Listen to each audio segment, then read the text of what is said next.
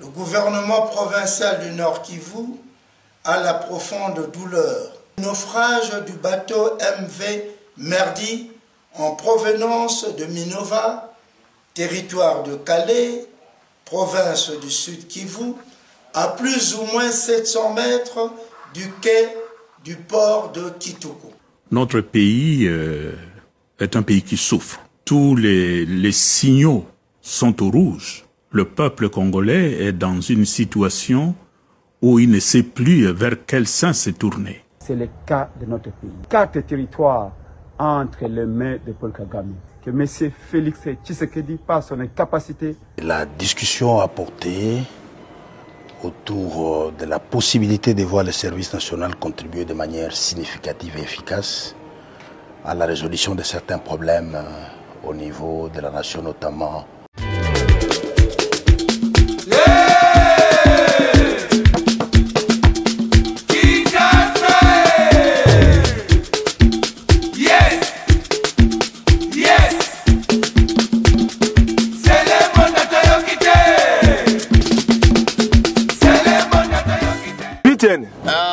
Omeli bonini esali oboye. Na meli zododo. Omeli zododo putain. Na mela ngo. Omela ngo.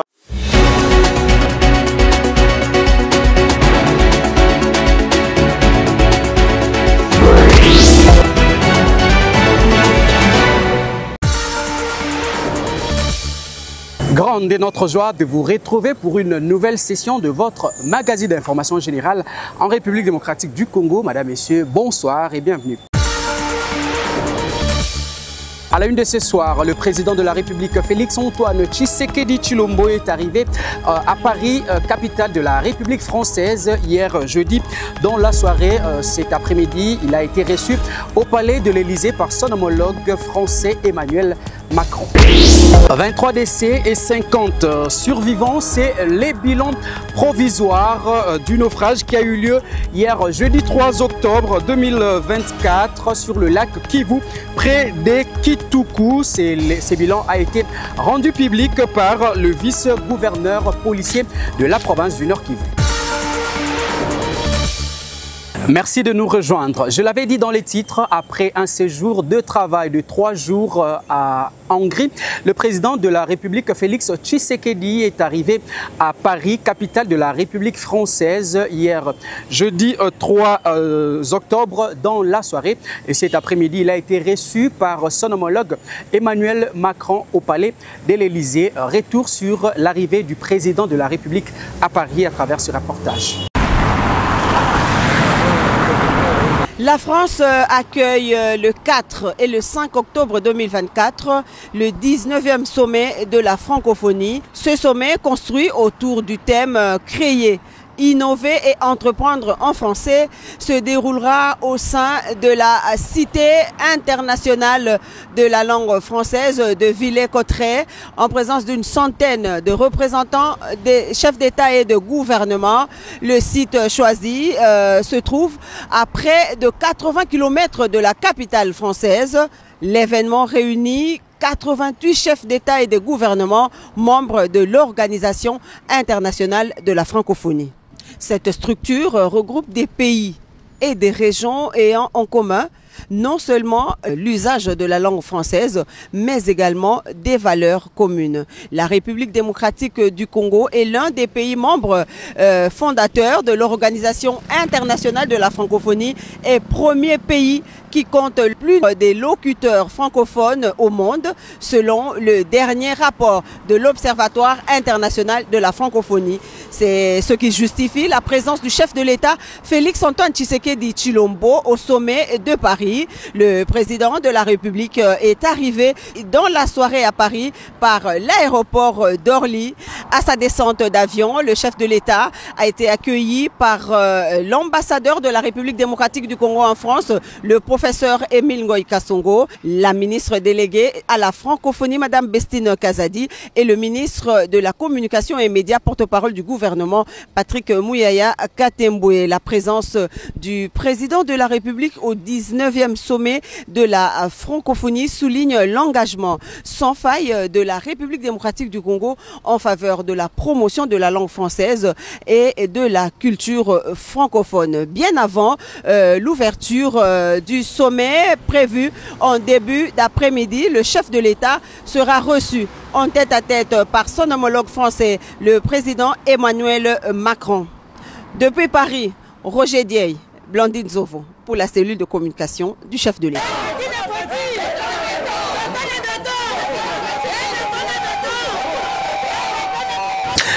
En bref, prenons ces communiqués émanant de la présidence de la République qui témoigne toute sa solidarité et présente ses condoléances aux familles éprouvées lors du naufrage d'une embarcation sur le lac Kivu en provenance de Minova.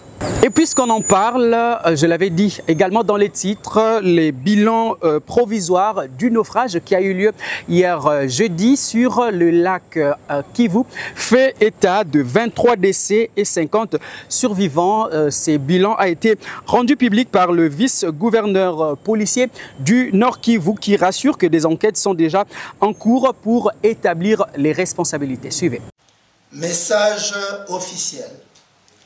Le gouvernement provincial du Nord Kivu a la profonde douleur d'informer l'opinion nationale et internationale que l'avant-midi de ce jeudi 3 octobre 2024 vers 11 h, au large de la ville de Goma, commune de Goma, au quartier Kieshero, il y a eu naufrage du bateau MV Merdi en provenance de Minova, territoire de Calais, province du Sud Kivu, à plus ou moins 700 mètres du quai du port de Kituku. Les causes de l'accident restent encore à déterminer par une équipe d'enquête ad hoc pour établir les responsabilités des uns et des autres. À ce stade, le bilan provisoire se présente comme suit: 23 décès, 58 survivants qui sont actuellement pris en charge dans des structures sanitaires de la ville de Goma, plusieurs marchandises et produits vivriers destinés au commerce en partance pour le marché de Kituku coulés. Le gouvernement provincial du Nord Kivu tient à présenter ses condoléances les plus attristées à toute la République en général, aux familles éprouvées et aux provinces du Nord et du Sud Kivu en particulier.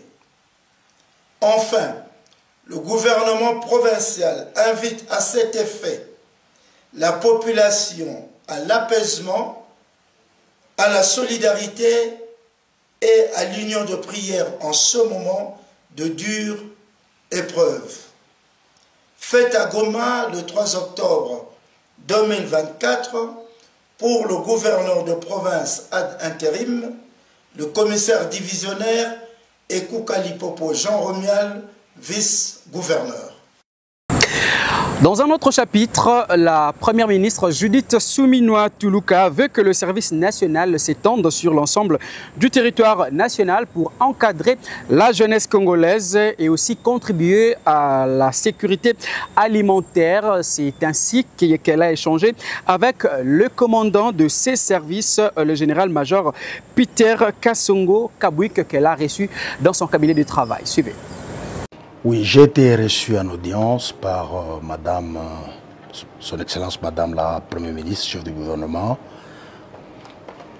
Et la discussion a porté autour de la possibilité de voir le service national contribuer de manière significative et efficace à la résolution de certains problèmes au niveau de la nation, notamment dans ce que nous avons toujours fait, dans l'encadrement de la jeunesse des œuvres, dans la production agricole et autres.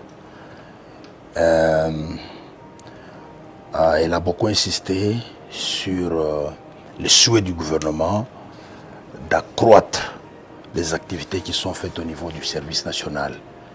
Et à cette occasion, nous lui avons rassuré de la disponibilité de l'engagement du service national à œuvrer pour que cela devienne une réalité. Voilà en bref ce qu'a été l'objet de mon audience auprès de son Excellence Madame la Première ministre. Vous savez, au service national, nous sommes très pragmatiques. Lorsque nous recevons les instructions, nous essayons de mettre tout en œuvre pour que cela soit exécuté dans les meilleurs délais. Je dirais, nous sommes en train d'élaborer un plan de montée en puissance du service national, un plan triennal de montée en puissance du service national dans tous les domaines, dans la production agricole, dans l'élevage, dans l'encadrement de la jeunesse, dans la reconstruction, parce que vous savez que le service national, c'est un organe paramilitaire qui a comme mission de canaliser les efforts de tous les jeunes pour contribuer à la reconstruction et au développement de la nation.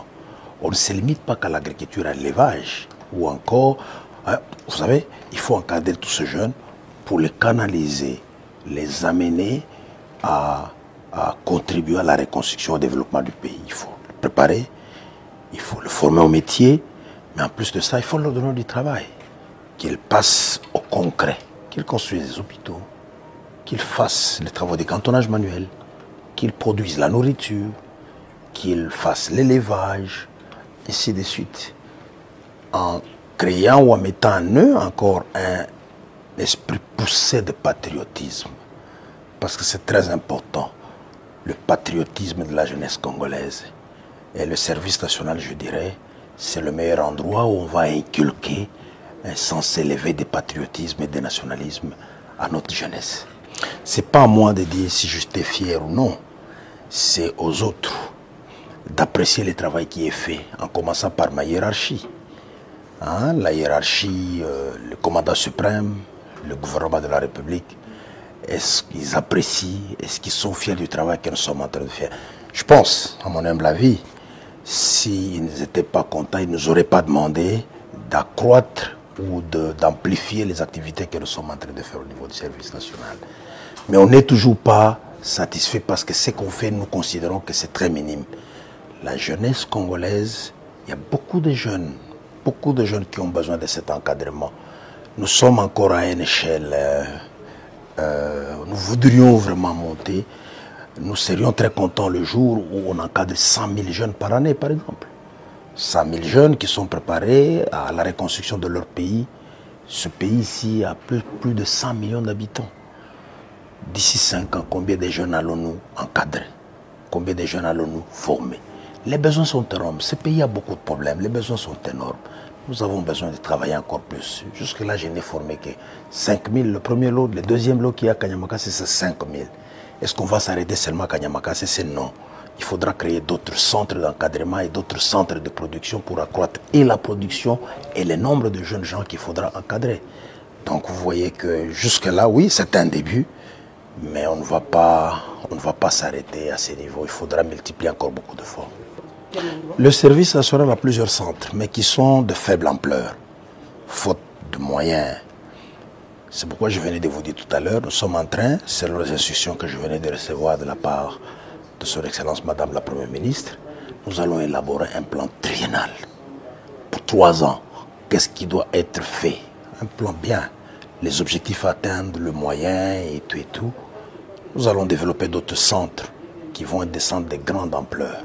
Et vous le verrez que l'engagement que le gouvernement a, l'engagement que son Excellence Madame la Première ministre a, vont permettre à ce qu'on aille de l'avant. Toujours dans le même chapitre, soucieux de la sécurisation du peuple congolais et de leurs biens, le vice-premier ministre, ministre de l'Intérieur, décentralisation et affaires coutumières, Jacquemain Chabani, a sensibilisé les partenaires de structures des Nations Unies et les missions diplomatiques à appuyer les efforts du gouvernement congolais dans la réforme de la police nationale congolaise pour la protection du territoire national. Suivez. Soucieux de la sécurisation du peuple congolais et de leurs biens, le vice-premier ministre, ministre de l'Intérieur, Sécurité, Décentralisation et Affaires coutumières, Chabani Louko Biango Jacquemin, a sensibilisé les partenaires des structures des Nations Unies et les missions diplomatiques à appuyer les efforts du gouvernement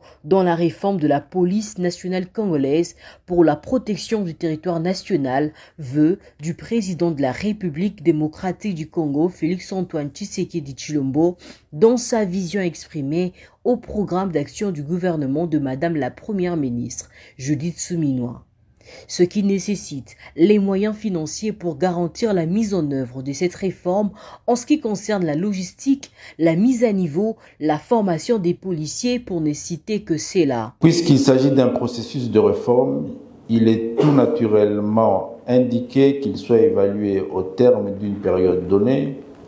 Il va de soi que l'état d'avancement du projet en cours d'exécution soit connu pour tirer les conséquences en vue de prendre des dispositions qui s'imposent afin d'atteindre les résultats attendus.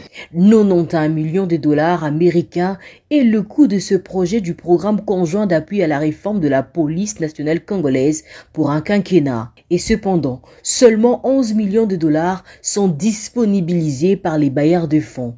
D'où la nécessité et l'urgence pour le gouvernement de faire voter la loi sur le programme de la police nationale congolaise, ce qui concourt par ailleurs à cette réforme. En séjour dans la partie centrale du pays, la vice-ministre de l'Intérieur Eugénie Tchiela Kamba appelle la population du Kasaï central à soutenir sans faille la vision du président de la République Félix-Antoine Tshisekedi Tshilombo pour désenclaver cette province. Plusieurs projets dont Kalambambouji seront bientôt matérialisés. On l'écoute à travers ses propos. Félix-Antoine Tshisekedi Tshilombo, il ne peut jamais vous oublier. Il y a un organe de travaux qui dépend directement de la présidence pour l'effectivité des travaux de Kalambambouji.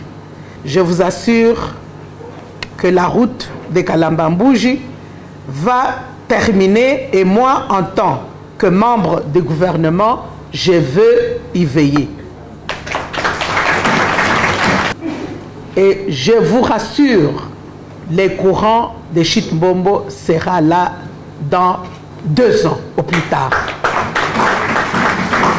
Ne nous lamentons plus, que chacun joue son rôle. Mettons-nous ensemble, la main dans la main, pour notre province. Soutenons la vision du chef de l'État parce qu'il a un souci réel pour vous. Ouvrons le chapitre politique, affaire piste de Moulonde que construisait le chairman et président du parti politique Ensemble pour la République, Moïse Katumbi, continue d'alimenter les débats dans les salons politiques. Les députés provinciaux de la province du Haut-Katanga sont montés au créneau pour condamner ce qu'ils qualifient de manœuvre du pouvoir pour organiser et orchestrer l'arrestation de leur président. Suivez. Nous, députés provinciaux du Haut-Katanga, exprimons la plus grande indignation face à l'inacceptable exploitation par les autorités provinciales des actions sociales initiées par Moïse Katumbi dans le village de Molonde, dans le territoire de Poeto, lesquelles actions consistent à réhabiliter l'aérodrome et l'hôpital car ces infrastructures, devenues vétustes, ont existé depuis bien longtemps. Nous condamnons avec force l'attitude scandaleuse des autorités qui ont enlevé et torturé le chauffeur après s'être emparé de la Jeep dont il avait la charge. Il est inacceptable que les représentants de l'État se livrent à de telles répressions. Alors qu'il avait pris l'engagement de remettre la piste d'aviation réhabilitée par ses efforts personnels à la régie des voies aériennes, comme il l'avait précédemment fait à Kachobwe et à Poeto, l'acharnement dont souffre Moïse Katumbi est clairement motivé par des intérêts inavoués. Il est impératif de souligner dans ces dérives autoritaires qui est orchestrée par le vice-gouverneur du Haut-Katanga en la personne de Martin Kazembeshula, dont la récente visite à Molonde a conduit à l'intervention des forces de l'ordre en violation flagrante des lois en vigueur. Cette ingérence illégitime rappelle les sombres épisodes où son Excellence Martin Kazembe Choula, chargé de garantir la sécurité et le bien-être de nos concitoyens, avait déjà procédé, après les élections, à l'arrestation arbitraire de jeunes de Kacheboué, à l'époque maire de la ville de Lubumbashi. À la veille de la saison de pluie, nous constatons avec une indignation grandissante que la province abandonne sa population dans une terrible détresse. Aucune route n'a été réhabilitée. Aucune piste d'aviation fonctionnelle n'existe pour permettre la circulation des personnes et de leurs biens dans nos territoires ruraux. Nos concitoyens vivent dans l'isolement, privés de soins, médicaments et plongés dans une pauvreté extrême. Les produits agricoles pourrissent dans nos champs, tandis que les malades restent bloqués, incapables d'accéder aux structures médicales adéquates. Dans ce contexte tragique, l'acharnement du vice-gouverneur, son Excellence Martin Kazembe Choula, envers les simples travaux de réhabilitation d'infrastructures essentielles relève d'un mépris criminel vis-à-vis de notre population. Cette situation ne peut être tolérée plus longtemps. Nous exigeons, sans délai, la mise en place d'une commission d'enquête parlementaire pour se rendre sur terrain à Molondé, exposer la réalité des faits à notre Assemblée et proposer des initiatives concrètes pour soutenir notre population durement enclavée et souffrant atrocement. Il est temps de restaurer la dignité de notre peuple et de mettre fin à ces abus intolérables.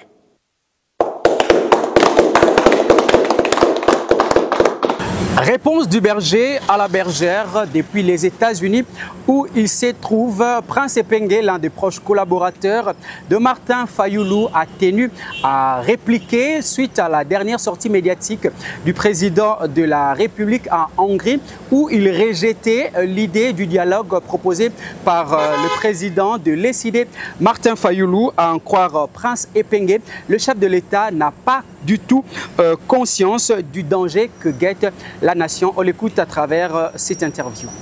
C'est le cas de notre pays. 4 territoires entre les mains de Paul Kagame. Rutshuru, Masisi, Nyiragongo et Lubero. 115 localités et villages congolais que M. Félix Tshisekedi, par son incapacité, a abandonné entre les mains de Paul Kagame. Ça fait 2 ans et demi que Bunagana, un poste frontalier important, est passé sous pavillon rwandais avec les atouts miniers qui sont exploités chaque jour. Chaque jour, au moins 7 à 10 Congolais sont tués au Nord Kivu, au Sud Kivu et à Nituri. Sans compter 1 million de déplacés internes, dont les enfants, les femmes, les hommes meurent à cause de diverses maladies. Nous, la Mouka, nous avons pris conscience de proposer que les Congolais s'unissent pour faire face à cette guerre d'agression. Parce que nous refusons que nos enfants viennent profaner nos tombes après notre disparition pour nous accuser de n'avoir rien tenté, de n'avoir rien proposé quand M. Félix Tshisekedi était en train de voyager et qu'il avait abandonné le pays entre les mains de Kagame. Nous sommes sûrs au moins de 2 choses après la réponse de M. Félix Tshilombo. 1. Apparemment, son camp politique, son regroupement politique n'a pas conscience de la gravité du danger. Ils n'ont pas complètement convaincu, ils ne sont pas complètement convaincus que le Congo est au bord du précipice. 2. Félix n'a rien compris de notre proposition patriotique. Nous avions fait la proposition à la nation. À chacun de faire sa part. Nous, la Mouka, nous avons fait notre part. Nous avons proposé parce que nous avons la conscience que le Congo est au bord du précipice. Si Félix pense qu'il n'y a pas de crise, ça n'engage que lui. Mais nous continuerons à appeler les Congolais à se rassembler pour gagner la guerre, mais à se rassembler pour pouvoir faire des réformes qui vont amener le Congo vers des bonnes et des vraies élections. Ici où nous nous trouvons aux États-Unis, nous voyons comment les républicains et les démocrates, quand il s'agit de l'intérêt de la nation, eh bien, ils se mettent autour de la table, pas pour partager les postes, mais pour sauver la nation qui est le bien le plus précieux. Pour la Mouka, pour la DD Congo, le Congo ne peut pas être réduit à un gâteau. Le Congo, c'est notre bien le plus précieux, parce qu'il nous rassemble, parce qu'il nous protège. À ce qui nous concerne, nous sommes convaincus que la solution viendra pour parler entre Congolais. Cardinal Ambongo vient de le dire. Le Congo est un État en faillite. Il a dit à marge de la réunion de Saint-Egidio, le Congo est en faillite, mais Félix a dit, le Congo, tout va bien. Peut-être que c'est un Congo imaginaire, mais le Congo dans lequel nous vivons, tout le monde sait qu'il y a une crise politique, ici de ce chaos électoral, à cause de ce chaos électoral qu'il a organisé. Le Congo est au bord du précipice à cause de son incapacité à sécuriser l'intégrité de notre territoire et sécuriser ses habitants. Nous avons fait notre part, à chacun de faire sa part. Notre pays est un pays qui souffre. Tous les signaux sont au rouge, surtout pour la vie sociale. Le peuple congolais est dans une situation où il ne sait plus vers quel sein s'est tournée. Cette citation est du cardinal Fridolin Ambongo lors de son passage dans une interview accordée à France 24 que je vous invite à suivre un extrait. Notre pays est un pays qui souffre et tous les signaux sont au rouge, surtout pour la vie sociale.